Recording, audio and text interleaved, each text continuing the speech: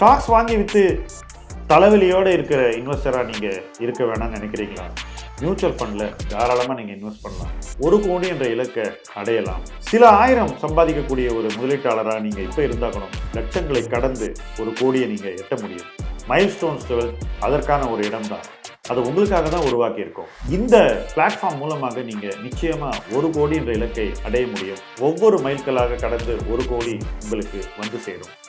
கீழே உள்ள ஃபார்மை ஃபில் பண்ணுங்க, M2W சேருங்க, நிம்மதியாக இன்வெஸ்ட் பண்ணுங்க.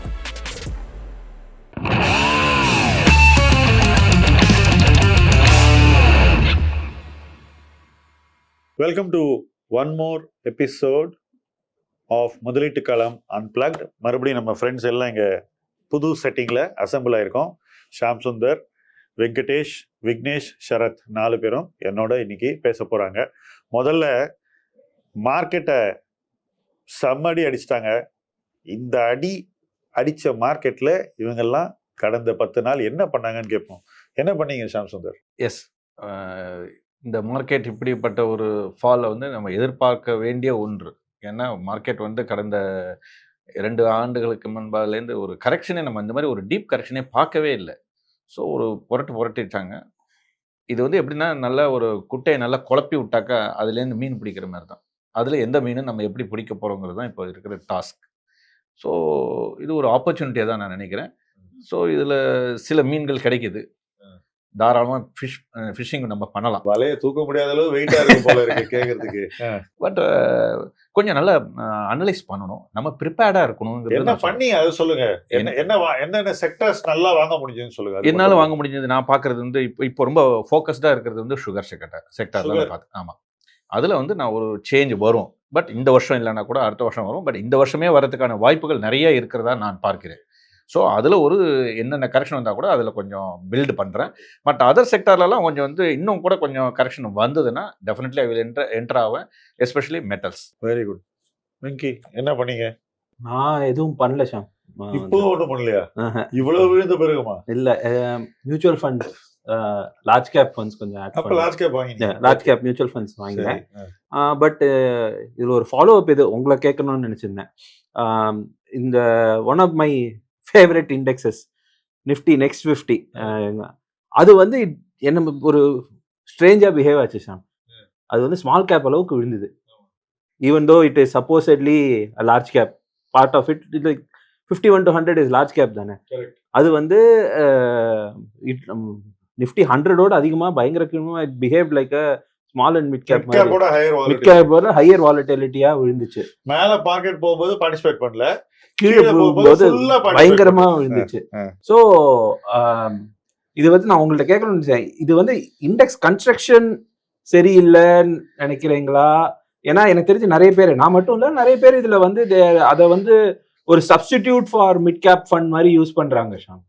ரைட். ஸோ இது கரெக்டா உங்க வியூ என்ன? இதுல நீ என்ன பண்ணன்னு கேட்டா என்ன மாத்தி கேள்வி கேட்டேன். எனிவே, ஸோ இதுல என்ன நெக்ஸ்ட் நிஃப்டியை பத்தி தெரிஞ்சுக்கணும்னா, மிட் கேப்லேருந்து ப்ரமோட் ஆகிற கம்பெனிஸ் வந்து ஆட்டோமேட்டிக்காக இந்த டாப் 100க்குள்ளே வந்து விழுது.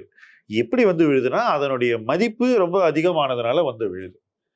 ஸோ ஒரு கம்பெனி வந்து 1 லட்சம் கோடிக்கு மேலே வேல்யூவேஷன் கடந்து ஒரு லார்ஜ் கேப்புக்குள்ளே வரும்போது அது வந்து பி ரேஷியோ எக்ஸ்பான்ஷன்னால உள்ளே வந்துச்சா, அல்லது அந்த கம்பெனியுடைய உண்மையான இன்ட்ரின்சிக் வேல்யூ, நிறுவனத்தினுடைய அடிப்படை மதிப்பு கூடும்போது அதனால வந்துச்சாங்கிறதா இங்கே கொஸ்டின்.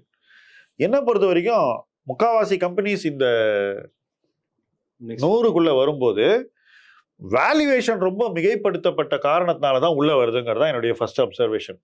அது அந்த செக்டர் மேலே உள்ள ஒரு மோகத்தினால இருக்கலாம், செக்டர் பயங்கர ஃபேன்சியாக இருக்கலாம், டிஃபென்ஸ் மாதிரி, அல்லது சில செக்டர்ஸில் வந்து க்ரோத் இருக்குது, அது என்ன விலையில வேணால் வாங்கலாம் அப்படின்ற ஒரு மைண்ட் செட் வரும்போது உங்களுக்கு ட்ரெண்ட் மாதிரி உள்ளே வந்துடும். நிறைய கம்பெனிஸ் அந்த மாதிரி வரும். நான் இந்த தனிப்பட்ட நிறுவனங்கள் சொல்கிறது ஏன்னா 100 பீக்கு மேலே போனதுனால நான் சொல்கிறேன்.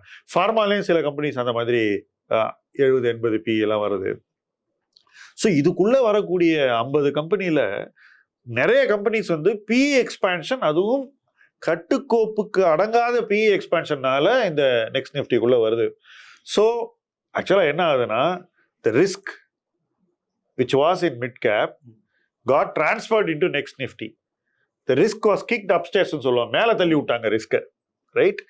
இது வந்து மார்க்கெட் பண்ணது. இது என்எஸ்சியோ பிஎஸ்சியோ யாரும் பண்ணல, ரெகுலேட்டர் இதுல பங்காற்றல, நாம தான் பண்றோம். இது மிட் கேப்பை ரொம்ப ஹைப் பண்ணதுனால மிட் கேப்ல உள்ள டாப் கிரீம் கம்பெனிஸ் வந்து நெக்ஸ்ட் நிஃப்டிக்குள்ள வந்துருச்சு. நெக்ஸ்ட் நிஃப்டிக்குள்ள வந்தனால உங்களை மாதிரி நிறைய ஃப்ரெண்ட்ஸ் அதை இண்டெக்ஸ் பண்ணும்போது நீங்க அதை விழாம பார்த்துக்கிட்டு இருந்தீங்க இத்தனை நாள். இது விழ வச்சது எஃப்ஐஐஸ் அடிச்சு தள்ளி வித்துட்டு போயிட்டாங்க.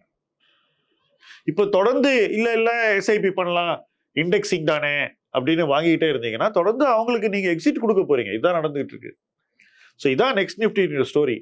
ஸோ ஃபண்டமெண்டலா நெக்ஸ்ட் நிஃப்டியை வந்து நீங்க கண்ணை மூடிட்டு வாங்கலாம், இண்டெக்ஸிங் ரொம்ப சேஃப்னு சொன்னவங்களுக்கு ஈக்விட்டி ரிஸ்க் மேனேஜ்மெண்ட்டை பத்தி போதுமான அளவு புரிதல் இல்லை அப்படின்னு நான் இந்த இடத்துல சொல்ல விரும்புறேன். ஓகே, ஸோ உனக்கு அதான் ஆன்சர். விக்னேஷ், நீங்க என்ன பண்ணீங்க அதை சொல்லுங்க. சார் இது ஒரு நல்ல ஆப்பர்ச்சுனிட்டி தான் சார். இப்போ பிஎஃப்எஸ்ஐ வாங்கினேன் சார் நான். பிஎஃப்எஸ்ஐ ஸோ தைரியமா நீங்க ஹெச்டிஎஃப்சி பேங்கை வாங்கினீங்களா? எனக்கு டைரக்ட் கொஸ்டின் உங்களுக்கு. ஸ்பெசிஃபிக்கான ஹெச்டிஎஃப்சி பேங்க் தான் வாங்கினீங்க.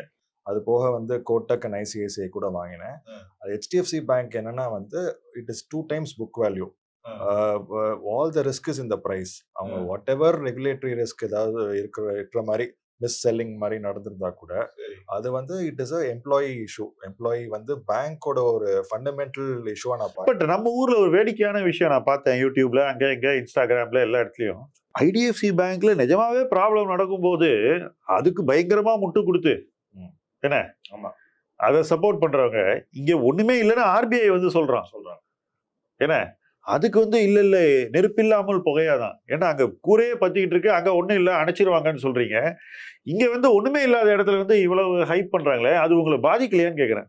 ஏன்னா நீங்க யூடியூபை திறந்தீங்கன்னா தமிழ்நாட்டுல ஏதோ ஹெச்டிஎஃப்சி பேங்க் தான் அடுத்து கொலாப்ஸ் ஆக போற என்டிட்டி மாதிரி பேசிட்டு இருந்தாங்களே, அது உங்களை பாதிக்கலையான்னு கேட்குறேன். 20 year ஹிஸ்ட்ரி இருக்கு சார் இந்த கம்பெனிக்கு. இந்த ஹிஸ்ட்ரியில வந்து இந்த மாதிரி எவ்வளோ இன்ஸ்டன்சஸ் வந்துச்சு, எவ்வளோ கரெக்டிவ் மெஷர்ஸ் எடுத்திருக்காங்கன்னு பார்க்கும்போது I feel very safe about the bank.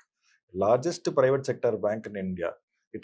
It is too big to fail for these reasons. ஆக்சுவலா இந்த மாதிரி ரீசன்ஸ்னால வந்து உங்களுக்கு அதுவும் இந்த வேல்யூவேஷன்ல it is last 1/4 of its market cap in last 4 months 5 months.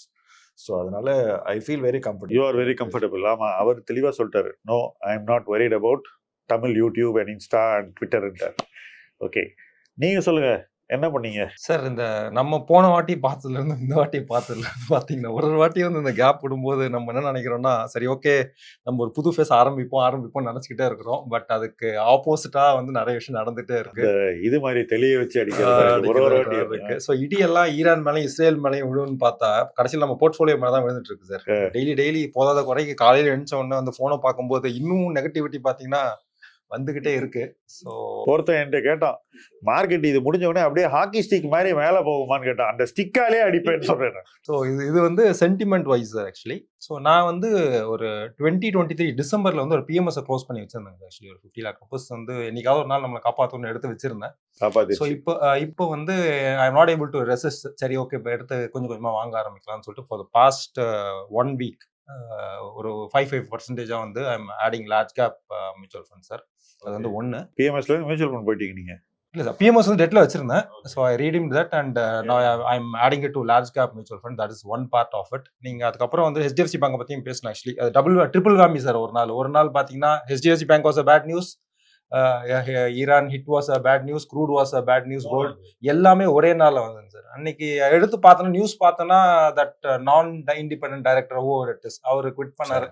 அப்புறம் எடுத்து பார்த்தா he is a babu, he is an IAS officer actually. He has nothing to do with the running of the bank or whatever it is, some ego clash or whatever. இதுல என்ன வேடிக்கைன்னா, இவர் வந்து economic affairs செக்ரட்டரியா இருந்துட்டு அதுக்கப்புறம் retire ஆயிட்டு அதுக்கப்புறம் அவருக்கு இந்த பதவியை கொடுத்துருக்காங்க. இவருக்கு முன்னாடி எக்கனாமிக் அஃபேர்ஸ் செக்ரட்டரியா இருந்தவரை வந்து கவர்மெண்ட் திடீர்னு ஒரு நாள் அனுப்பிச்சிட்டாங்க. அவர் வந்து இது பட்ஜெட் மேக்கிங் போது ஏதோ சரியா பண்ணலன்னு சொல்லிட்டு அவர் அங்கேருந்து ஒரே நாளில் மாற்றினாங்க. அதுக்கப்புறம் அவர் கோபத்தில் ரிசைன் பண்ணிட்டு போயிட்டார். பவர் செக்ரட்டரி ஏதோ மாத்துறாங்க, அவர் போயிட்டார். இவர் இந்த வேலையை பண்ண உடனே அடுத்த 2 நாள் கழிச்சு நியூஸ் பேப்பர்ல எடிட்டோரியல்ல அந்த செக்ரட்டரி வந்து இவரை பத்தி தப்பா ஒரு பெரிய ஆர்டிகல் ஒன்று போடுறாரு. இப்படியா ஒருத்தர் செய்யறதுன்னு இதெல்லாம் பார்த்து எனக்கு வந்து வியப்பா இருந்தது. India largest bank actually. So எல்லாருமே என்ன பண்ண ஆரம்பிச்சிட்டாங்கன்னா, இந்த சிச்சுவேஷன் எடுத்துக்கிட்டு ஹெச்டிஎஃப்சி பேங்கையும் ஐடிஎஃப்சி ஃபர்ஸ்ட் பேங்கை விட்டுருங்க சார், இண்டஸ்இண்ட் பேங்கையும் கம்பேர் பண்ண ஆரம்பிச்சிட்டாங்க. இண்டஸ்இண்ட் பேங்க் என்ன பண்ணாங்க, ஒரு குவார்டருமே வந்துட்டு ஒரு கரன்சில அந்த ப்ராஃபிட்டை மட்டும் புக் பண்ணிட்டு அந்த லாஸ் வர இதை காமிக்காமலே இருந்தாங்க சார். அதெல்லாமே வந்து ஸ்ட்ரெயிட் அவே ஃப்ராட் சார். அது கரெக்டா தப்பான்னு தெரியல. ஓகேங்களா, எத்தனை இது மாதிரி பண்ணிட்டே இருந்தாங்க. பட் 3-4 மாசம் வந்து பேப்பர்ல வந்துட்டே இருந்தது, இவங்க ப்ராஃபிட் பண்றாங்க. அந்த ப்ராஃபிட் எதனால பண்ணாங்கன்னா இந்த அப்ரிஷியேட்டிங் கரன்சினால பண்ணாங்க. எப்படி சரி இந்த மாதிரி ஒருத்தன் பேசினா கூட என்ன பாக்குறவன் என்ன வாட் இஸ் அதான் எனக்கு புரியவே they were buying IndusInd Bank now. Download averaging. ஆமா, அஃப்கோர்ஸ் இது என்னன்னா இப்ப நம்ம சொல்ற கருத்து வந்து it is not against IndusInd Bank. Let us B clear. True. Okay, அன்னைக்கு நடந்த விஷயத்தை பத்தி பேசிட்டு ஆமா, இருக்கோம். It is not about the current IndusInd Bank. கிடையாது. இதுல வந்து என்ன ப்ராப்ளம் நான் பாக்குறேனாக்கா, ஒரு கம்பெனி மோசம் அப்படின்னு ப்ரூவ் ஆயிடுச்சுன்னா அதை பரிந்துரை செய்தவர்கள் என்ன பண்றாங்கன்னா எல்லா கம்பெனியும் மோசம் அப்படின்னு ப்ரூவ் பண்ண தான் ட்ரை பண்றாங்க. இந்த கம்பெனி நல்ல கம்பெனின்னு அவங்க சொல்றது இல்ல. இன்னைக்கு அந்த ஸ்டாம்பை கொண்டு வந்து HDFC பேங்க் மேல வைக்கிறாங்க சார். ஸோ HDFC பேங்க் வந்து 2 புக்கு கிடையாது சார், 2 புக்கும் கீழே தான் சார் இருக்கு. இன்னைக்கு 1.8 டைம்ஸ் 1.8 டைம் புக் தான் சார் இருக்கு. நீங்க இந்த வேல்யூஷன்லயுமே HDFC பேங்க் வாங்கலன்னா அப்ப நீங்க எந்த வேல்யூஷன்ல HDFC பேங்க் வாங்குவீங்கன்ற கேள்வி. இல்ல பயங்கர புல்லிஷ் ஆயிட்டீங்க இன்னைக்கு HDFC பேங்க் மேல. ஓகே, நான் ஆல்ரெடி வச்சிருக்கேன், இன்னும் கொஞ்சம் ஆட் பண்ணுங்க. HDFC பேங்க் ஆட் பண்ண, large cap mutual funds add பண்ண. ஓகே, இப்போ நிறைய பேர் இந்த மாதிரி மார்க்கெட் இறங்கினா ஸ்மால் அண்ட் மிட் கேப் தான் வாங்கணும் அப்படின்னு பிடிவாதமா இருக்காங்க. இது எப்படின்னா ஹோட்டலுக்கு போனால் பிரியாணி மட்டும்தான் சாப்பிடுவேன்னு சொல்ற மாதிரி மார்க்கெட் இறங்கினா only small and mid cap, வேற எதுவும் எனக்கு காட்டாதீங்க அப்படின்னு சொல்லுவாங்க. அவங்களுடைய மூட் எப்படி இருக்குன்னு சொல்லி நீங்க இன்னும் தொடர்ந்து 2-3 செட் ஆஃப் பீப்புளை வந்து பார்க்க முடியுதுங்க சார். ஆக்சுவலி இந்த பாஸ்ட் இந்த வார் ஆரம்பிச்சதுல இருந்து ஒரு செட் ஆஃப் பீப்புள் வந்து என்ன பண்றாங்கன்னா, this war will be for eventuality, eternal war இது, சிவிலைசேஷனல் வார் மாத்திட்டாங்களா? ஸோ அதனால என்ன பண்றாங்கன்னா செல் பண்ணிடுறாங்க சார். ஈக்விட்டி வந்து செல் பண்றாங்க. இல்லைங்க, தப்பான நேரத்தில் செல் பண்றீங்கன்ட்டு நம்ம சொன்னாலுமே வந்துட்டு இல்ல நான் வந்து டெட்டுக்கு போயிடுறேன். அவங்க டெட்ல இருக்க நேரத்தில் வந்துட்டு என்ன பண்ணாங்கன்னா வேற ஏதோ வாங்கினாங்க. இப்போ இல்ல நீங்க ஹோல்ட் பண்ணுங்க, முடிஞ்சிடுச்சு, 20 நாள் சண்டை முடிஞ்சிடுச்சு, மோஸ்ட்லி இன்டென்சிட்டி வந்து ஒரு 10-15 டேஸ்க்கு தான் இருக்கும். இல்ல பாருங்க, நீங்க 10-15 டேஸ் சொன்னீங்க, இப்போ 20 டேஸ் ஆயிடுச்சு, இன்னும் வார் வந்துகிட்டே இருக்குன்னு சொல்லிட்டு ரெடம்ஷன்ஸ் நிறைய பார்க்க முடியுது சார். இது வந்து மியூச்சுவல் ஃபண்ட்ல. This is one set of people. The second set of people were having large positions in MTF, margin trading ஃபண்டிங்ல வச்சிருந்தாங்க சார். பணம் இல்லாம கடன் வாங்கி ஷேர் வாங்கியிருக்காங்க சார். எப்பவுமே என்ன பண்றாங்கன்னா, இது ஒரு பேட்டர்ன் பாக்குறவங்க சார். ஆக்சுவலி என்ன பண்றாங்கன்னா, ஒரு நல்ல கம்பெனியா இருக்கட்டும், ஒரு 5% விழுந்த உடனே என்ன பண்றாங்கன்னா MTFல போயிட்டு ஒரு பெரிய பொசிஷன் எடுத்துடுறாங்க. இது வந்து ஒரு ப்ளூ சிப் கம்பெனி, இதுக்கு மேல விழாதுன்னு சொல்லிட்டு MTFல இருந்து வாங்கிடுறாங்க. ஸோ வாங்கும்போது இந்த வார் வந்த உடனே அந்த 5% விழுந்தது கிடையாது, அதுல இருந்து இன்னொரு 15% விழுது. அங்க 10% விழுந்த உடனே புரோக்கர் என்ன பண்றாங்கன்னா க்ளோஸ் பண்ணிடுறாங்க. ஸோ அது நிறையவே இந்த 15-20 டேஸ்ல வந்து ஆஃப்லைன் புரோக்கர்ட்ட நடந்திருக்கா இல்ல பிளாட்ஃபார்ம்ல நடந்திருக்கா? எங்க மேக்ஸிமம் நடந்திருக்கு நீங்க? ஏன்னா 1,15,000 கோடி ரூபாய் இன்னைக்கு MTFல இருக்கு, இப்பவும் கடன் இருக்கு. இப்ப எங்க இருக்கு அந்த கடன்? ஆன்லைன் புரோக்கர், பிளாட்ஃபார்ம் புரோக்கர்ல நீங்க யார்கிட்டயும் பேசவே தேவை கிடையாது. நீங்க கிளிக் பண்ணீங்கன்னா வந்துட்டு ஆட்டோமேட்டிக்கா நீங்க வாங்குனீங்கன்னா அது MTF காலம்ல தனியா காமிச்சிடுது. ஆக்சுவலி நீங்க எதுவுமே பண்ண தேவை கிடையாது. அந்த 10% கம்மியானவொன்னு அவனே வந்து செல் பண்ணிடுறான் ஆக்சுவலி. ஓகேங்களா, it is being taken out of book. உங்க லெட்ஜர் நெகட்டிவ்ல இருக்கும். அந்த லெட்ஜர் நெகட்டிவ்க்கு அவங்க 18% இன்ட்ரெஸ்ட் போட்டுட்டே இருக்காங்க. இது வந்து பிளாட்ஃபார்ம் புரோக்கர்ஸ்ல. பிசிக்கல் புரோக்கர்ஸ் என்ன பண்றாங்கன்னா, ஒரு நாள் கூப்பிட்டு சொல்லுவாங்க, சார் நீங்க கொஞ்சம் பொசிஷனை கம்மி பண்ணிக்கோங்க, இல்லைன்னா கொஞ்சம் கேஷ் ஆட் பண்ணுங்கன்னு சொல்றாங்க சார். ஆக்சுவலி நீங்க அதை பண்ணாத பட்சத்துல அவங்களுமே பாரபட்சம் பார்க்காம, because they want to make sure that they are safe after a point in time, அது வந்து க்ளோஸ் பண்ணிடுறாங்க சார். ஆக்சுவலி ஸோ இன்னொரு செட் ஆஃப் பீப்புள் வந்துட்டு டெட்டுக்கும் மூவ் ஆகல, கோல்டை வந்து இப்போ நிறைய பேர் செல் பண்றாங்க சார். இப்போ அதையுமே வந்து எப்படி சொல்றீங்க? இப்போ கோல்டை நிறைய பேர் செல் பண்றாங்க ஆக்சுவலி. என்ன ஜுவல்லரியா இல்ல ETF gold bees or HDFC gold fund, அது மாதிரி இது எல்லாமே வந்து இப்போ நிறைய பேர் ரீடீம் பண்றதை பார்க்க முடியும். நான் உங்கள்ட்ட கொஞ்ச நாள் முன்னாடி ஒரு விஷயம் சொன்னேன், ஃபுல் பேஜ் ஆடு. ஆமா, அதை பார்த்தா இதுல 50,000 கோடி, அதுல 50,000 கோடி, சில்வர்ல 50,000, கோல்டு 50,000 கொண்டாடுறாங்க. நாங்க ரீச் பண்ணிட்டோம். நான் நினைச்சேன் ஆக்சுவலி அன்னைக்கு போட்ட ஆட்லயும் இப்போ வந்த ஒரு நியூஸ்லயுமே வந்து ஒரு ஸ்டார்க்லிங் டிஃபரன்ஸ் இருக்கு. எத்தனை பேர் கவனிச்சாங்கன்னு தெரியல. அந்த ஆட்ல என்ன சொன்னாங்கன்னா, this is completely backed by physical கோல்டுன்னு போட்டிருந்தாங்க. நேத்து போன வாரம் வந்த ஆட்ல என்ன சொன்னாங்கன்னா, we are having derivative positions for your gold ன்ட்டு ஒரு permission to have derivative. அந்த நியூஸ் வந்து to be fair, அது சொன்ன ஃபண்ட் ஹவுஸ் வேற, இது சொன்ன ஃபண்ட் ஹவுஸ் வேற, ரெண்டு வேற. ஓகே, சோ பட் இது ஃபண்டமெண்டலா எனக்கு என்னன்னா, நீங்க வந்து ஈக்விட்டி வாங்கி ஒரு 1,00,000 கோடியில மக்கள் ஒரு 25,000 கோடி லாஸ் பண்ணா அது ஒரு விதமான தாக்கம். கோல்டு சில்வர் வாங்கி யாராவது 25,000 கோடி ரூபாய் லாஸ் பண்ணுவாங்களா பப்ளிக்? யோசிச்சு பாருங்க. மொத்த பணமும், அதாவது கிட்டத்தட்ட ஒரு 40-50,000 crore பீக்ல வாங்கிட்டு ஸ்ட்ரைட்டா தே லாஸ்ட் 15-20%. நம்ம பேச ஆரம்பிச்சதுக்கு அப்புறம் தான் சார் நடந்தது. January was the month where largest inflows into gold and silver ETFs.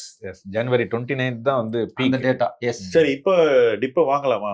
Gold silver tip இப்போ ஏன்னா நிறைய பேர் SIP டவுன்லோட் ஆவரேஜ்னு சார் நான் இன்னொரு நியூஸுமே சொல்றேன் sir. Actually with my known circle and lot of my friends, okay, அவங்க வந்து துபாயில கோல்டை விற்க போகும்போது அன்னைக்கு என்ன ரேட் இருக்கோ அதை விட கம்மியான காசு தான் கொடுக்குறாங்க. பை த வே இந்தியாவில் இருக்கிற ரேட் வந்து துபாயில் இருக்கிற ரேட்டை விட அதிகம். கரெக்ட். பிகாஸ் அந்த இன்னும் இம்போர்ட் டியூட்டி இருக்கு. ஸோ அதை நீங்க சேர்க்கணும், what ever percentage it is. So நீங்க அதை எடுத்துட்டீங்கன்னா இன்னும் கம்மி. ஆக்சுவலி நம்ம ஊர்ல வந்து இன்னும் கம்மி sir. Actually so for example நேற்று வந்து 13,800 சார். நேற்று ரேட் எடுத்து பார்த்தீங்கன்னா துபாயில வந்து 12,800. ஆனா துபாயில பார்த்தீங்கன்னா ஒரு 600 ரூபாயிலிருந்து 700 ரூபாய் கம்மியா தான் தராங்க. ஆக்சுவலி வாங்க மாட்டேங்கிறாங்க கடைக்காரங்க, கம்மியா வாங்குறாங்க. ஏன் அப்படி சார்? நிறைய பேர் வராங்க. So they want to make that whatever the alpha is. So profit அவங்க பண்ணணும்னு பாக்குறாங்க. உங்களோட வியூ என்ன? கோல்ட் சில்வர் இப்போ வாங்கலாமான்ற கொஸ்டின். சார், ஒரு அசெட் வந்து 100% ரிட்டர்ன் 1 இயர்ல கொடுத்துருக்கு. அதாவது இந்த மாதிரி ஒரு கன்சர்வேட்டிவ் அசெட், ஒரு it's not a momentum asset இல்ல. ஸோ இந்த அசெட் வந்து நெக்ஸ்ட் 2 இயர்ஸ் வந்து பெஸ்ட் கேஸ் சினாரியோ வந்து டைம் கரெக்ட் ஆகிறது தான். இதுதான் என்னை பொறுத்த வரைக்கும். மேலே போனாலும் இதே லெவலில் வந்து செட்டில் டவுன் ஆகணும், கன்சாலிடேட் ஆகணும் ஒரு 2-3 இயர்ஸ்க்கு. அப்புறம் தான் ஒரு ஃபேர் வேல்யூ கிட்ட வந்ததுக்கு அப்புறம் தான் any positive news will play a role in the movement of the asset. அதனால இப்போ வாங்கணுங்கிற அவசியமே இல்லை சார். நீங்கள் வந்து ஒரு உங்கள் கோல்டு அலோகேஷன் முடிச்சிட்டிங்க அப்படின்னா நீங்கள் இப்போ வாங்கணுங்கிற அவசியம் இல்லை. கோல்டு அலோகேஷன் நீங்கள் இன்னும் பண்ணலை அப்படின்னா மேபி இப்போ இஃப் யூ ஸ்லோவாக நீங்கள் பில்ட் பண்ணலாமே ஒழிய இப்போ நீங்கள் மொத்தமாக போய் அதை பில்ட் பண்ணுங்க. பல்காக வாங்கக்கூடாதுங்கிறீங்க? கண்டிப்பாக. வெங்கி, அது ரொம்ப ஸ்பெகுலேட்டிவ் போர்ஷன்னால தான் சார் ஷாம் மேலே போச்சு. ஸோ அதனால இப்போ போய் போடுறது பீட் கோல்டு சில்வர் வந்து இது க்ரௌடு வந்து எல்லாம் யூ வில் கெட் ரிட்டர்ன் வராது ஷாம். என்ன பொறுத்த ரிட்டர்ன் வராது இப்போ வாங்கினா. இருங்க ஒரு சொல்லுங்க. என்னோட டார்கெட் வந்து கோல்டுக்கு சொல்லட்டுமா? பயப்படக்கூடாது. 10,000 கீழே வரும் சார். 10,000 வந்த உடனே அப்படியே பொங்கி பயிஞ்சவங்க எல்லாம் இருக்காங்க சார் இந்த நாட்டுல.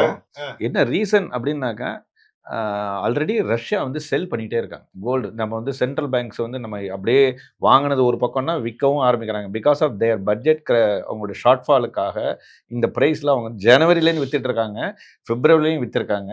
இப்போ what they are saying, April 1 May 1 export கிடையாதுன்னு சொல்லிட்டாங்க. ஸோ இந்த மாதம் வந்து மார்ச் ஏப்ரலில் இன்னும் வெரி அக்ரெசிவாக செல் வரப்போகுது. ஏன்னா அந்த பிஃபோர் தட் அந்த பேனுக்கு முன்னாடி everybody wants to sell. So that be the case. இன்னும் பெரிய அளவில் ஒரு சரிவு காண போகிறோம். அது வந்து இதை ஏற்றுக்கிறவங்க ஏற்றுக்கிறது அவங்களுடைய மனநிலை பொறுத்து. உங்க நிலைப்பாடு. ஆமாம். ஆன் டாப் ஆஃப் தட்ஸ் ஒரே ஒரு பாயிண்ட் மட்டும் ஆட் பண்ணிடுறேன் கோல்டை பற்றி சொல்லும்போது.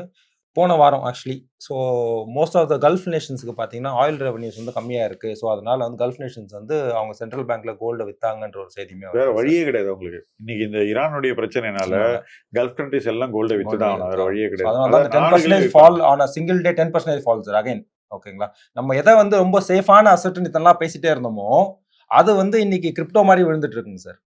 ஸோ நிறைய பேர் வந்து இந்த டேட்டா எடுத்து காமிக்கும் போது ஒரே ஒரு கேள்வி தான் கேட்டேன். கோல்டு பீக்லேருந்து எவ்வளோ விழுந்திருக்கு, ஈக்விட்டி பீக்லேருந்து எவ்வளோ வந்திருக்கு, லார்ஜ் கேப் ஃபண்ட் பீக்லேருந்து எவ்வளோ வந்திருக்கு. இது 18% விழுந்திருக்கு, இது 12% விழுந்திருக்கு. அதை யாராலையுமே டைஜஸ்ட் பண்ணக்கூடிய இதில் நிறைய பேர் கிடையாது. பட் லார்ஜ் கேப்லாம் வாங்கக்கூடாது சார், அதில் ரிட்டர்னே வராது சார். இன்னைக்கு கேபிட்டல் இருந்தால் போதுன்ற நிலைமைக்கு வந்துட்டோம் சார். நீங்கள் இன்னைக்கு கூட இல்லை. இன்னொரு ரீசன், இந்த இன்ட்ரெஸ்ட் ரேட் வந்து எப்போதுமே லோவாக இருக்குங்கிற ஒரு மிதப்பிலேயே வந்து இந்த கோல்டை வந்து மேலே ஏற்றிட்டாங்க. அதாவது இந்த 2022 ஒரு தடவை வந்து தான் மட்டும் ஹைக் பண்ணாங்க. அதுக்கப்புறம் இனிமேல் இந்த 2026 வந்து 2 தடவை ரேட் கட் இருக்கும். இந்த ரேட் கட் இருக்குங்கிற ஒரு சப்ஜெக்டை ஒரு கொஞ்சம் நேரத்தில் மறந்துட்டாங்க. அதாவது அது பின்னாடி அது ஒரு பூச்சாண்டி ஒன்று இருக்குங்கிறதே மறந்துட்டு தேவர் ஃபுல் லிக்விடிட்டி ட்ரிவன் அந்த கோல்டு மேலே பெட் பண்ணிட்டதில் இப்போ திடீர்னு ஆல் ஆஃப் ஏ சடன் வந்து இப்போ இன்ட்ரெஸ்ட் ரேட் ஹைக் பண்ணணும்னா அதை வந்து தாங்கி ட்ரிபிள் வேமியார் தான் சார். அன்னைக்கு கோல்டு இருந்தது. யூஎஸ்ல வந்து என்ன பண்ணாங்கன்னா கட்டுன்றதுல போட்டு இந்த வாட்டி கட்டே கிடையாது ஏத்த போறோங்கிற அந்த ஸ்டேஜுக்கு வந்துட்டதுனால இது வந்து ஒரு இந்த பேனிக் வந்து முடியறதுக்கு இன்னும் 2 வருஷமாவது குறைஞ்சபட்சம் ஆகும். ஸோ டில் சச் டைம் பழைய பீக்கெல்லாம் இனிமே பார்க்கறதுங்கிறது it is not at all possible. இங்க நம்ம தொடர்ந்து கமாடிட்டிஸை பத்தி பேசிக்கிட்டே இருக்கோம். நண்பர் ஷாம் சுந்தர் வந்து நிறைய ஸ்ட்ராங் வியூஸை கொடுக்கக்கூடியவர், அதுவும் கன்விக்ஷனோட சொல்றாரா.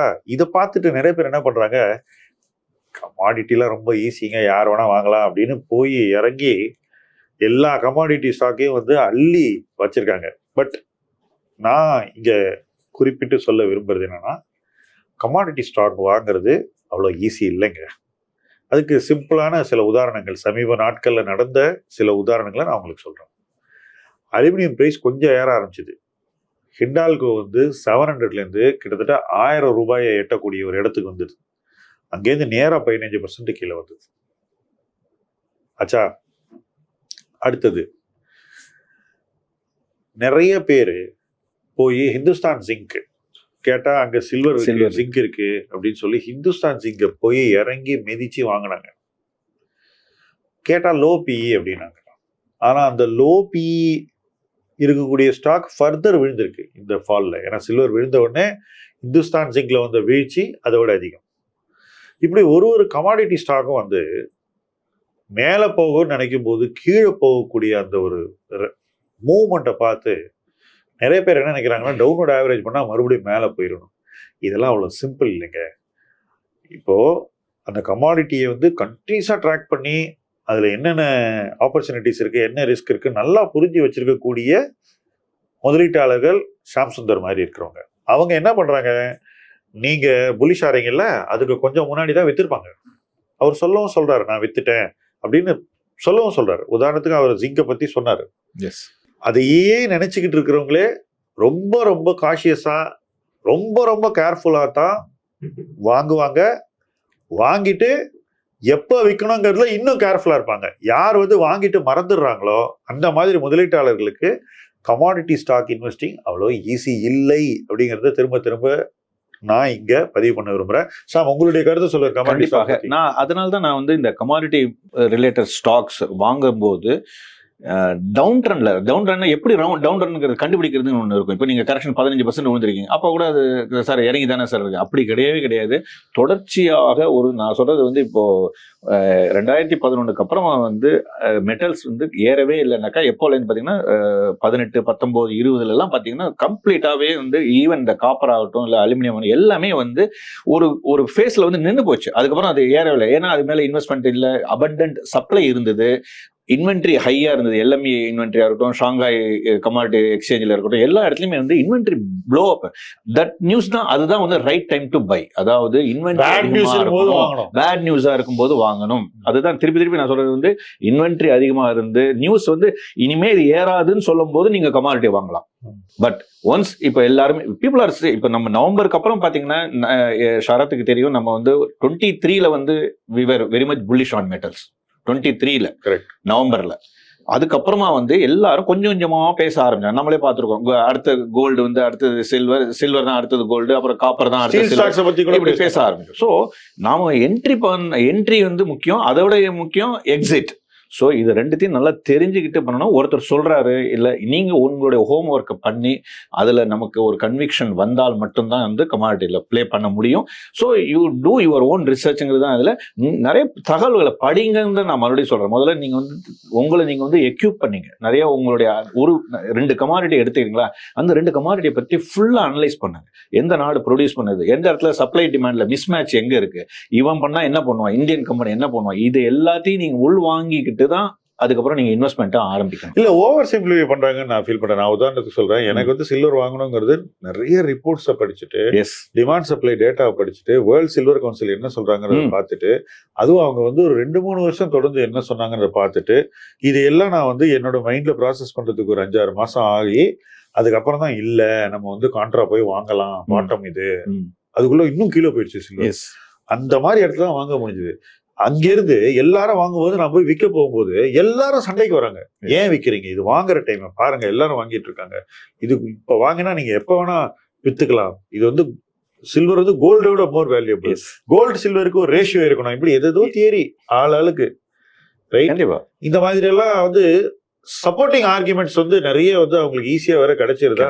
தப்பான ஆர்குமெண்ட் தான் நமக்கு இன்வெஸ்ட்மெண்ட்ல ஈஸியா கிடைக்கும். ரேஷனலே ராங் ரேஷனல் வந்து ஈஸியா நம்ம மடியில வந்து விடும். உண்மையான ரேஷனல் நம்ம தேடி போகணும், சரியான ரேஷனல் தேடி போகணும். இதுதான் இந்த எக்ஸாம்பிள்ல நமக்கு வரக்கூடிய மிக முக்கியமான பாடம். இப்ப இதுக்கெல்லாம் முன்னாடியே, இந்த கோல்டு சில்வர் கரெக்ஷனுக்கு முன்னாடியே விழவே விழாது அப்படின்னு சொன்ன ஒரு செக்டர் 25% கிட்ட விழுந்தது, 30% கிட்ட விழுந்தது. ஆனா இந்த ஃபால்ல அந்த செக்டர் ஒரு 2% மேல போச்சு. 30% விழுந்த போது அழாதவங்க எல்லாம் 2% மேல போன உடனே கொண்டாடுறாங்க. சொல்லு வெங்கி, இப்பயாவது வாங்கலாமா?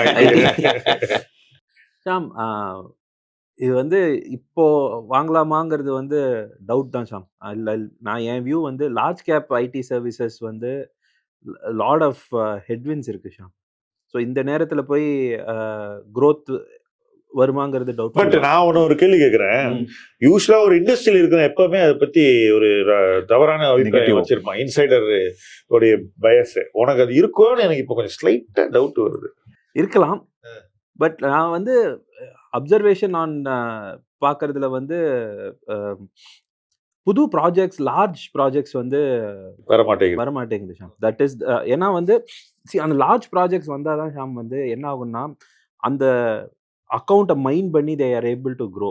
பட் என்ன பாயிண்ட்னா வந்து இந்த ஏஐயோட தாக்கம் எப்படி இருக்குன்னு இன்னும் ஒரு கிளாரிட்டி கிடைக்கல சிடிஓஸ்க்கெல்லாம்.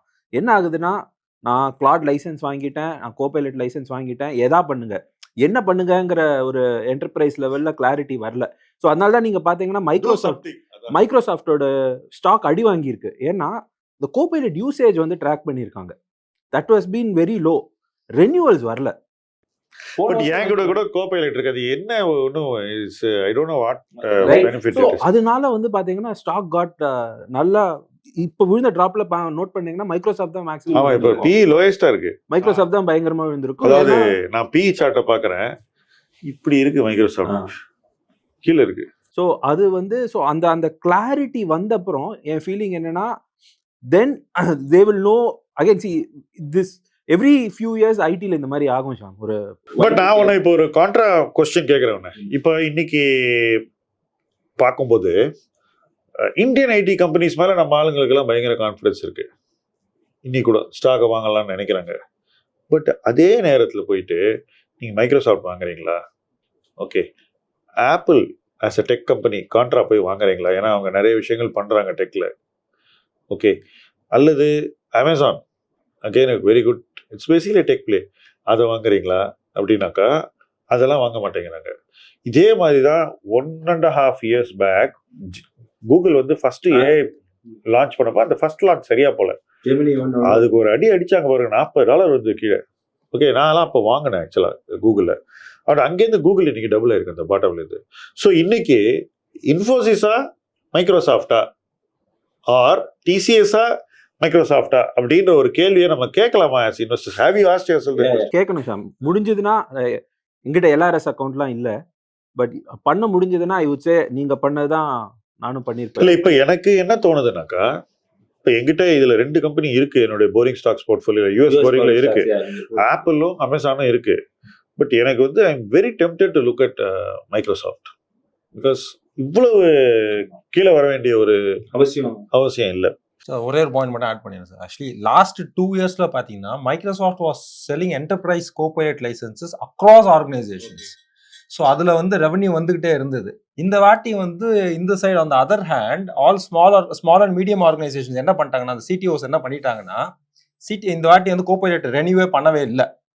யாருக்கெல்லாம் வேணுமோ அவன் மட்டும் வந்து என்கிட்ட கேட்டிங்கன்னா அவனுக்கு மட்டும் நான் பண்ணி கொடுக்குறேன். Instead of 300-400 licence in bulk, this year only 20 or 30 are happening. So அந்த ரெவன்யூ மிஸ்மேட்ச் வந்து இந்த வாட்டி ஜாஸ்தி ஆக்சுவலி. ஸோ அது வந்து நடந்துட்டு இருக்கு across. So talking about this cancellation or non renewal, சாஸ்ல நான் வந்து சமீபத்தில் இந்தியாவுடைய ஒரு மிக முக்கியமான சாஸ் ஃபவுண்டருடைய லிங்க்டின் போஸ்ட்டை படித்தேன். அவர் ஏதோ சாஸ்போகாலிப்ஸ் அப்படின்லாம் எழுதுறாரு. அப்போகாலிப்ஸையும் சாஸையும் சேர்த்து சாஸ் வந்து பயங்கர பாதிப்புக்கு வரப்போகுது அப்படிங்கிற மாதிரி ஒரு போஸ்ட் போட்டுருந்தாரு. எனக்கு அந்த போஸ்ட்டை ஒரு தடவை தான் படித்தேன், பத்தாது 2-3 வாட்டி படிக்கிறேன். ஏன்னா அதில் அவ்வளவு பயப்படக்கூடிய விஷயங்களை அவர் எழுதியிருக்காரு. அப்போது ஏஐ வந்து சாஸை வந்து ஒரு வழி பண்ணிடும் அப்படின்ற ஒரு நரேட்டிவ் இருக்கு. இப்போ நீங்கள் தைரியமாக சாஸ் ஸ்டாக் வாங்குவீங்களா? ஏன்னா ரொம்ப சீப்பாக இருக்கு. சாஸ் வாங்க உங்களுக்கு தைரியம் வருமா? சாஸ் ஸ்டாக் ஸ்டாக்கை வாங்குறத விட அந்த சாஸ் என்ன வேலை பண்ணுதோ அதை இம்ப்ளிமெண்ட் பண்ண போகிறது அகைன் இந்தியன் சர்வீசஸ் கம்பெனிஸ் தான். ஸோ சாஸ் நீங்கள் ஜஸ்ட் லைக் தட் வந்து அந்த நீங்கள் ஒரு கம்பெனியில் போய் இப்போ நீங்கள் ஒரு எஸ்எம்ஐ ரன் பண்ணிட்டு இருக்கீங்க, நீங்கள் ஒரு ஏஐ டூலை வாங்கி வச்சுட்டு உங்கள் சாஸை வந்து நீங்கள் ரீப்ளேஸ் பண்ண முடியுமா? பண்ண முடியாது. Again you to go to some service provider to do this exact job actually. இல்லை, பட் அதுக்கு என்ன சொல்கிறாங்கன்றதை நான் சொல்கிறேன் உங்களுக்கு. இன்னைக்கு நிறைய ஜெனரிக் சாஸ் கம்பெனிஸ் இருக்கு, எல்லா இண்டஸ்ட்ரிக்கும் விற்கக்கூடிய கம்பெனிஸ். ஒரு துறைக்கு பண்ண சாஸை அவங்க எல்லா துறைக்கும் விற்கிறாங்க வித் மைனர் கஸ்டமைசேஷன்ஸ். இது ரொம்ப நல்லா ஒர்க் அவுட் ஆச்சு பல வருடங்களுக்கு. அவங்க வந்து மாத வாடகை பர் யூசர் வாங்குறாங்க. இன்னைக்கு ஏஐனால என்ன நடந்திருக்குனாக்கா, இந்த ப்ரோக்ராமை ஏஐ வச்சு அவங்க தங்க துறைக்கு ஏற்ற மாதிரி ஈஸியாக எழுத முடியுன்ற ஒரு சூழ்நிலை வந்திருக்கு. This what industry people, some of people are telling me. இதை வந்து ஈஸியாக பண்ண முடியும், லோ காஸ்ட்லேயே நீங்கள் வந்து பண்ணிட முடியும், உங்களுக்கு வந்து சாஸ் பேஸ்டு நிறைய விஷயங்கள் தேவையே படாது, நீங்கள் உதாரணத்துக்கு நீங்கள் ரொம்ப காஸ்ட்லி சிஆர்எம்லாம் வாங்க தேவையில்லை அப்படின்ற ஒரு தாட் ப்ராசஸ் இப்போ ஆரம்பிச்சிருக்கு. ரைட்.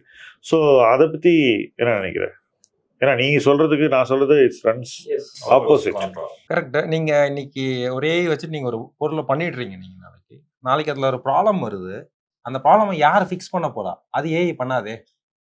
ஓகே, அதுக்கு ஆள் வேணுங்கிறீங்க. ஓகே, ஏஐ தான் கோடு எழுதி கோடை கரெக்ட் பண்ணி எல்லாமே பண்ணுது. அதான் நான் கேட்குறேன். நியூ டாய் இந்த ரூம், அவ்வளோதான். ஸோ கொஞ்ச நாளைக்கு வந்து ஹைப் இருக்க தான் செய்யும், போக போக.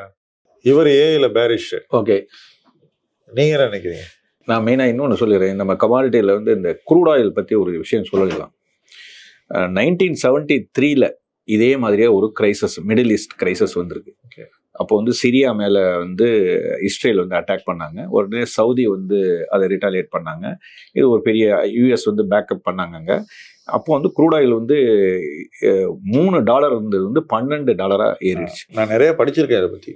இன்னைக்கு தான் படித்தேன். அதை ரீடர்ஸ் டேஸ்ல படிச்சிருக்கேன். அப்போ நான் சொல்றது 78, 79 இது ஒரு கதை மாதிரி எழுதினாங்க. இந்த $3 போன $3லேருந்து $12 க்ரூட் ஆயில் போயிருக்கு.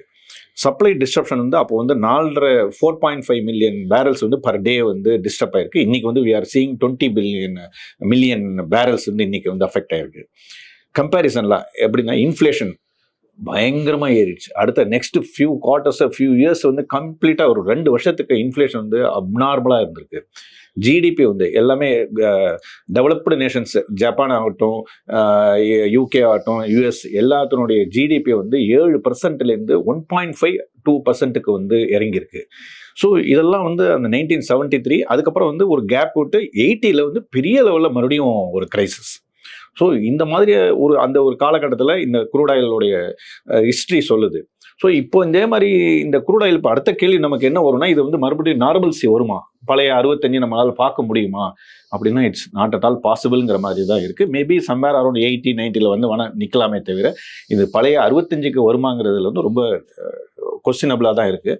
இன்னும் அஃபெக்டட் செக்டார்ஸ்ன்னு பார்த்தாக்கா, அக்ரிகல்ச்சர், கன்ஸ்ட்ரக்ஷன், எஃப்எம்சிஜி, இது 3த்துலேயும் வந்து because of all chemical related எல்லாமே வந்து பெரிய அளவில் டேமேஜ் கிரியேட் ஆகும் அப்படிங்கிற மாதிரி ஒரு சிச்சுவேஷன் இருக்குது. So we should be we have to be alert on this sector. ரொம்ப கேர்ஃபுல்லாக பண்ணணும். எஸ்பெஷலி கெமிக்கல் செக்டார் வந்து ரொம்ப they are going to struggle for அது ஃபார்மாக்கு போறது இல்ல, நிறைய ஃபார்மால இருந்து வரக்கூடிய இன்புட்ஸ் இருக்கு கண்டிப்பா. சோ ஃபார்மா வந்து இது வரைக்கும் நம்ம ஈஸின்னு வாங்கிட்டோம். ஆமா. சோ இன்னும் அடுத்த நம்ம ஃபியூ குவார்ட்டர்ஸ் நம்ம பார்க்க போறது வந்து ஒரு பெரிய ஹார்ட் ஏரால நம்ம வந்து பயணம் பண்ண போறோம். 1973 வார் எவ்வளவு நாள் இருந்தது சார்? அது இட்ஸ் ஹார்ட்லி வந்து ஒரு 2 months தான். 2 monthsக்கு அவ்வளவு இன்ஃப்ளேஷன். ஆமா. ஓகே, நான் இப்போ இதுல இருந்து ஒரு பாசிட்டிவ் தீம் ஒன்று எடுக்க போறேன். சும்மா நெகட்டிவாவே பேசக்கூடாது. என்னை பொறுத்த வரைக்கும் இந்த ஈரான் போறனால ஒரு குறிப்பிட்ட துறைக்கு பெரிய பெனிஃபிட் வரப்போகுது அப்படின்னு நான் நினைக்கிறேன். அது வந்து பிரைமரி. ஓகே, அதுக்கப்புறம் செகண்டரி செக்டர்ஸை பற்றி பேசுவோம். பிரைமரி செக்டர்ஸ் என்னை பொறுத்த வரைக்கும் எலக்ட்ரிக் வெஹிக்கிள் மேனுஃபேக்சரர்ஸ். இவி அடாப்ஷன் வந்து இந்த வருஷம் நம்முடைய வரலாற்றில் இல்லாத அளவுக்கு நடக்க போகுது. ஸோ எந்தெந்த கம்பெனிஸ் வந்து ப்ரொடக்ஷன் கெப்பாசிட்டி ஈவியில் வச்சுருக்காங்களோ, 2-வீலர்லேயும் ஆட்டோ மற்றும் ஸ்மால் கமர்ஷியல் வெஹிக்கிள்லேயும், அதுக்கு அடுத்தபடியாக கார்ஸ் அண்ட் அதுக்கு அடுத்தபடியாக பஸ்ஸஸ், யாரெல்லாம் இதில் டெக்னாலஜி ரெடியாக வச்சுருக்காங்களோ என்னை பொறுத்தவரை அவங்களுக்கு இது ஒரு மிகப்பெரிய பொருளாதார வாய்ப்பு. நீங்கள் சொல்கிற மாதிரி 80-90லே நிற்குது, இறங்கலைனாக்கா என்னை பொறுத்த வரைக்கும் இவி அடாப்ஷன் வந்து ரொம்ப வேகமாக ஏறிடும். ஏன்னா power cost is relatively cheaper. நம்ம கிட்ட இன்னைக்கு கவர்மெண்ட் வந்து ஏற்கனவே சோலார் பயங்கரமாக ப்ரொடியூஸ் பண்ணிட்டாங்க. அதற்கு அடுத்தபடியாக அவங்க வந்து தெர்மல்லையும் வந்து ஃபுல் கெப்பாசிட்டிக்கு போகணும் நிறைய அப்படின்னு நினைக்கிறாங்க. ஸோ இந்த சூழ்நிலையில் எனக்கு வந்து ஒரு சேஃப் டீம் அப்படின்னு பார்த்தீங்கன்னா எலக்ட்ரிக் வெஹிக்கிள்ஸ் வந்து ரொம்ப இன்ட்ரெஸ்டிங் டீமாக எனக்கு தெரியுது. இதற்கு அடுத்தபடியாக எல்லாரும் இந்த கேஸ் எல்பிஜி தட்டுப்பாடு வந்தோடனே ஓடி போய் இண்டக்ஷன் ஆமா ஹீட்டரை போய் வாங்கினான். அதை விட வேடிக்கை என்னன்னா, சிலவன் இண்டக்ஷன் ஹீட்டரை வாங்க போறான், மற்றவன்லாம் போய் எந்த கம்பெனி இண்டக்ஷன் ஹீட்டரை விற்குதோ அந்த ஷேரை போய் வாங்கினாங்க. அது மேலே போச்சு 20-30%, அர்த்தமே இல்லாமல். என்னை பொறுத்த வரைக்கும் நான் இண்டக்ஷன் ஹீட்டரையும் வாங்கலை, இண்டக்ஷன் ஹீட்டர் பண்ணுற கம்பெனி ஸ்டாக்கையும் விரட்டி வாங்கலை. But power producing companies, power ecosystem, power இன்ஃப்ராஸ்ட்ரக்சரில் நான் ரொம்ப ரொம்ப புலிஷாக இருக்கேன். எப்படி சில ஆண்டுகளுக்கு முன்னாடி நான் வந்து டேட்டா டெலிகாம் பற்றி சொன்னேன், ஹைபோதசிஸ், எனக்கு இன்னைக்கு அதை பவரை பற்றி சொல்லணும்னு ரொம்ப ஸ்ட்ராங்காக தோணுது. Okay, power sector will do very well, but இதில் நான் எந்த தனிப்பட்ட பங்குகளையும் பரிந்துரைக்க முடியாது. பட் அது ஒவ்வொருத்தர் பார்த்து எது உங்களுக்கு சரின்றதை நீங்கள் வாங்கிக்கலாம். But power sector will do extremely well. அன்னைக்கு டெலிகாமில் என்ன அட்வான்டேஜ், நான் வாங்குறதுக்கு 2 கம்பெனி தான் இருந்தது. நீங்கள் 2 வாங்கினாலே பணம் பண்ணியிருப்பீங்க. ஆனால் எல்லாரும் அதை விட்டுட்டு 3வது ஒரு கம்பெனியை போய் வாங்குறாங்கிறது வேற சமாச்சாரம். பட் வாங்கக்கூடிய கம்பெனி ஆக்சுவலாக 2 கம்பெனி தான். So it was very easy. பவரில் அவ்வளோ ஈஸியான்றதை நீங்கள் தாராளமாக கமெண்ட் செக்ஷனில் எழுதுங்க. ஏன்னா இந்த செக்டரில் டெஃபினட்டாக அடுத்த சில ஆண்டுகளுக்கு வளர்ச்சி ரொம்ப நல்லா இருக்கும். அண்ட் ஒருவேளை மழை கொஞ்சம் குறைஞ்சினா கூட பவர் கன்சப்ஷன் கூடி போயிடும்.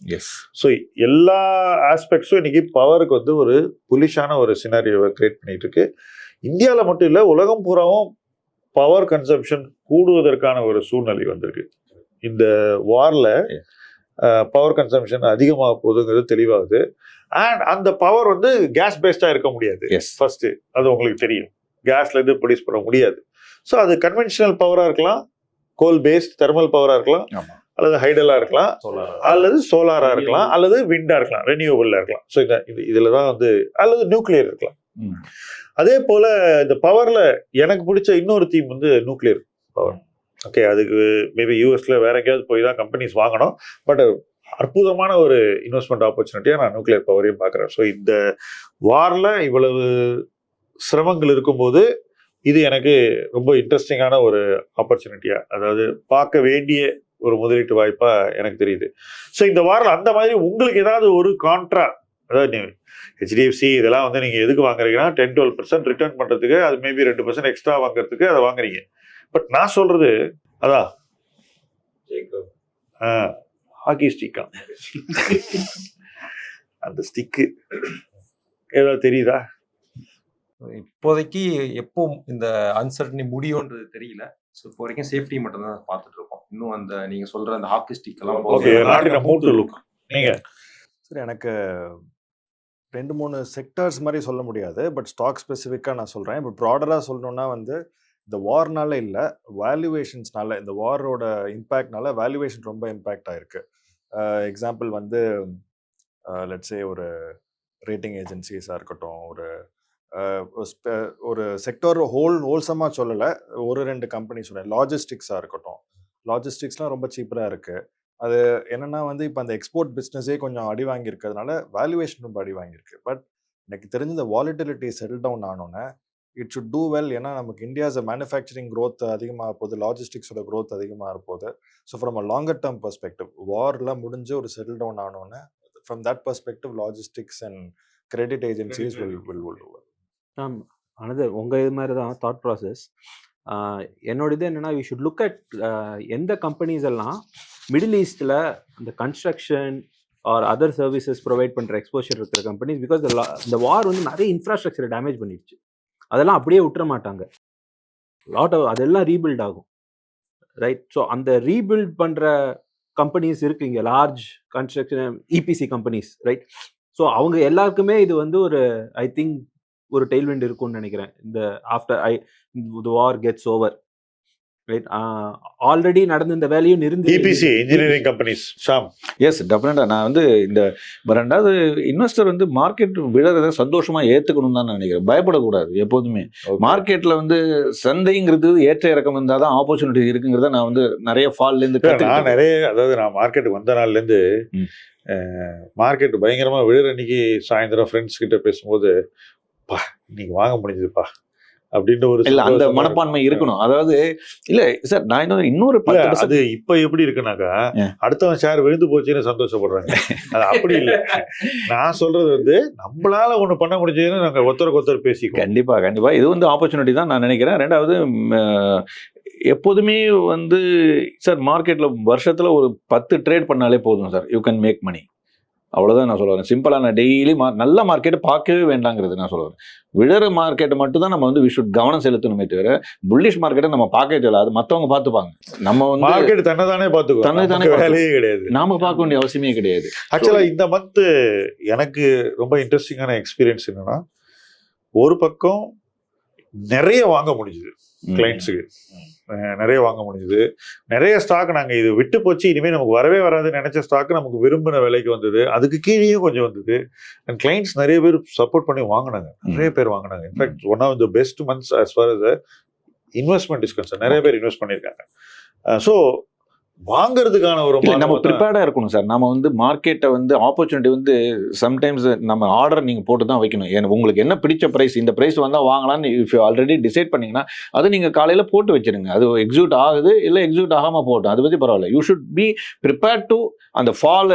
நம்ம இன்னொரு 10% இந்த இது வந்துன்னா என்ன வாங்கலாம் அதுங்கிறது நீங்கள் முன்னாடி ப்ரிப்பேர்டாக தான். இப்போ நான் கேட்க போகிறேன், நிறைய பேருக்கு டவுட் என்னன்னாக்கா, சார் என்கிட்ட பணம் இருக்கு சார், எது கரெக்ட் டைம் சொல்லுங்க, ஓகே நான் உங்களுக்கு எவ்வளோ வேணா பணம் தரேன், பணம் நிறைய இருக்கு சார், எது கரெக்ட் டைம் சொல்லுங்க, நான் உங்களுக்கு பணம் கொடுத்துறேன், அந்த டைம்ல எவ்வளோ வேணா பணம் தரேன், நிறைய இன்வெஸ்ட் பண்ணலாம் அப்படின்னு சொல்றேன். இந்த கரெக்ட் டைம் உங்களுக்கு முன்னாடியே தெரியுமா, இல்ல யாருக்காவது தெரியுமா? மார்க்கெட்ல யாராலையும் கணிக்க முடியாது சார், கணிக்க முடியாது. அப்ப எப்படி நான் சொல்றது அதுதான் சொல்றேன். நீங்க வந்து ஒரு நம்ம வந்து நல்ல மார்க்கெட்ல நம்முடைய பிஹேவியர் எப்படி இருக்கு? இல்லையே சார், நிறைய பேர் இன்னைக்கு வந்து இது போஸ்ட் 2020 எல்லாரும் என்ன சொல்லிட்டு இருந்தாங்க, நான் சொன்னேன் ஏறிடுச்சு. ஆமா, ஓகே. அதுக்கப்புறம் கொஞ்ச நாள் கழிச்சு என்ன சொல்லுவாங்க, நான் சொல்றதெல்லாம் ஏறுது. சரி, ரைட்.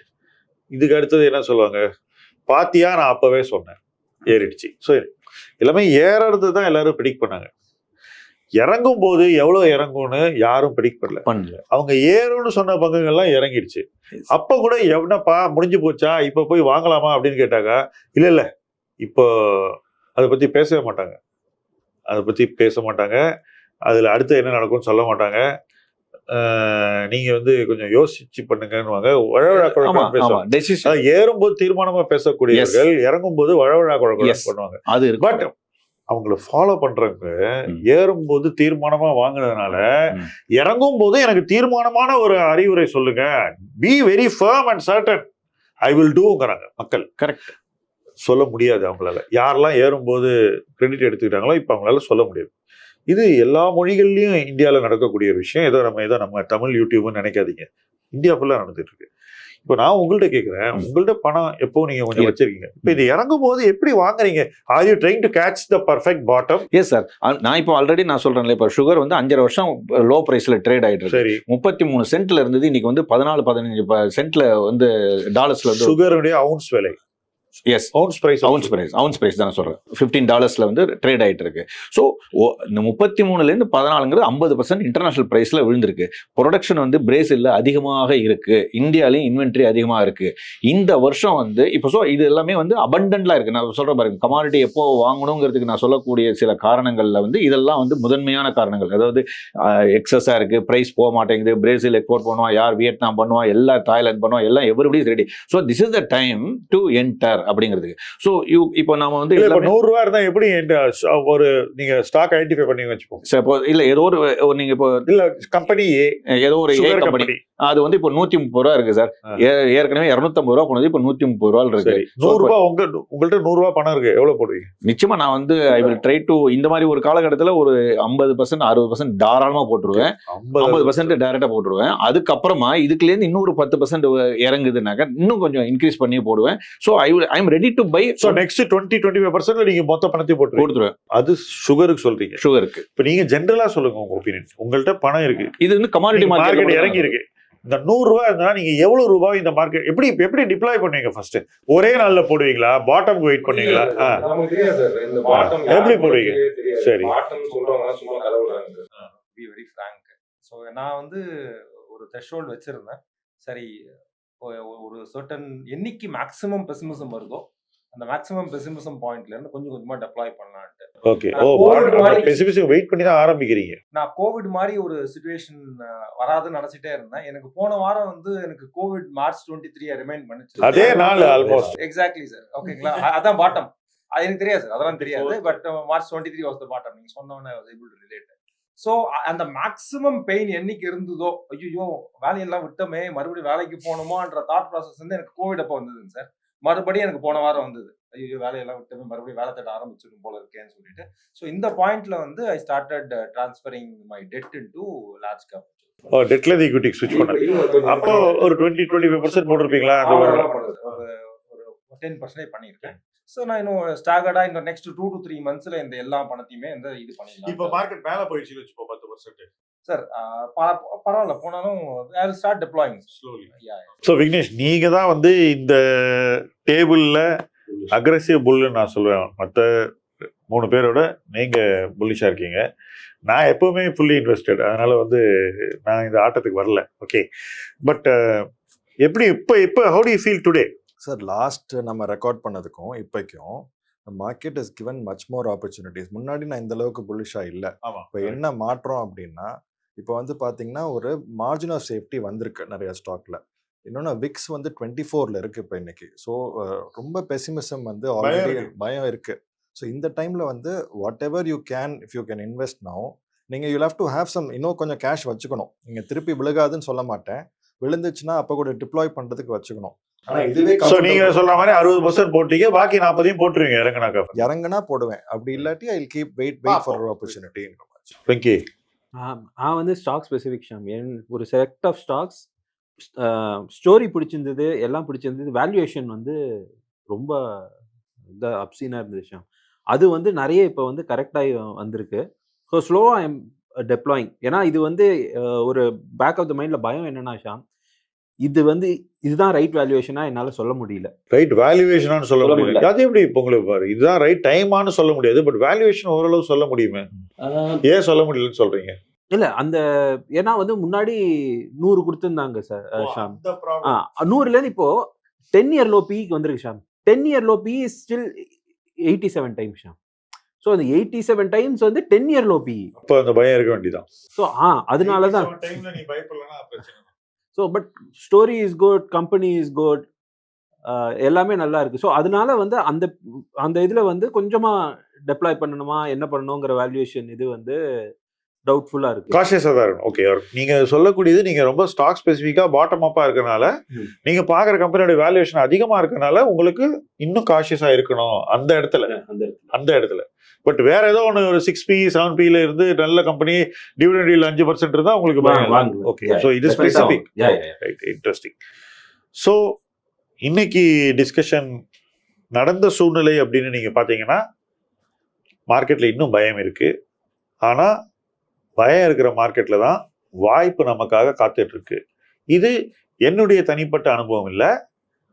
யாரெல்லாம் ஈக்விட்டி இன்வெஸ்டிங்கை பல வருஷங்களா செஞ்சுக்கிட்டு இருக்காங்களோ அவங்களுடைய பர்சனல் ஃபீலிங்கும் இதுதான். அதுதான் இன்னைக்கு இவங்களோட பேசும்போது தெளிவா வெளியே வந்தது. எங்க இன்வெஸ்ட் பண்றீங்க அப்படிங்கிறது முக்கியம். எங்க மதிப்பு அதிகமா இருக்கோ அந்த இடத்துல காஷியஸா இன்வெஸ்ட் பண்ணுங்க.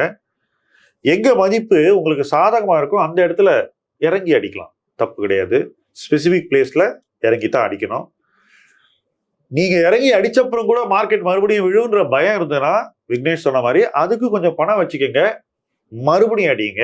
ஏன்னா மார்க்கெட் என்ன பண்ணும், இந்த மாதிரி சூழ்நிலையில நம்மள தெளிய வச்சு அடிக்க பார்க்கும். நாம அதை திருப்பி அடிக்கணும். இதுதான் இந்த மார்க்கெட்டினுடைய ஒரு கள சூழல். இதுதான் நம்ம தயாராக வேண்டிய நிர்பந்தம். எல்லா மார்க்கெட்டையும் ஃபைட் பண்ணி தான் ஜெயிக்க முடியும். பயந்து ஓடுனா ஸ்டாக் மார்க்கெட்ல ஜெயிக்கவே முடியாது. திரும்பி நின்று எதிர்கொள்ள வேண்டியது முதலீட்டாளனுடைய கடமை. எதை எதிர்கொள்ளணும்? பயத்தை எதிர்கொள்ளணும். மற்றவங்க ஓடும்போது நீங்க நின்று வாங்கணும். ஏன்னா நீங்க வாங்கி முடிச்சதுக்கு அப்புறம் அந்த பயம் குறைஞ்சிருச்சுனாக்கா ஓடினவங்கலாம் திரும்பி வந்து உங்ககிட்டேருந்து அந்த சொத்துக்களை அதிக மதிப்பு கொடுத்து வாங்க ரெடியா இருப்பாங்க. நிறைய பேர் அந்த மாதிரி வந்து கூட்டமா வந்து மார்க்கெட்ல சேரும் போது அதுதான் புல் மார்க்கெட். இன்னையில இருந்து அந்த புல் மார்க்கெட்டை நோக்கி போக வேண்டியது நமக்கு இருக்கக்கூடிய பொருளாதார வாய்ப்பு. அந்த வாய்ப்பை எல்லோரும் பயன்படுத்திக் கொள்வோம். இணைந்து பயணிப்போம். முதலீட்டு களம் உங்கள் களம். நன்றி.